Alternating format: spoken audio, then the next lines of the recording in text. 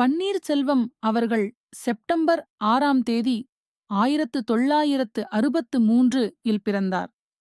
இளம் வயதில் பெற்றோரை இழந்தார். வறுமை வாட்டியது. ஆனாலும் அவர் கால்கள் ஓடிக்கொண்டே இருந்தன. கடினமான வேலைகள் பல செய்தார். பல துன்பங்களை சந்தித்து வாழ்க்கையில் முன்னேறினார். தொழில் முனைவராகி பல குடும்பங்களை வாழ வைத்தார்.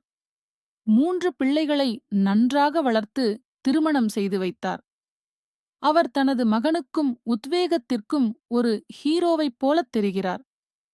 அவரது 2 மகள்களும் அவரது தந்தை மீது அதிக மரியாதை மற்றும் அன்பு கொண்டுள்ளனர். அவர் தனது மனைவியை மிகவும் கவனித்துக் கொள்கிறார். வீட்டு வேலைகளில் உதவுகிறார். அவர் தனது மருமகளையும் மருமகன்களையும் ஒரு மகள் மற்றும் மகனைப் போல கவனித்துக் கொள்கிறார்.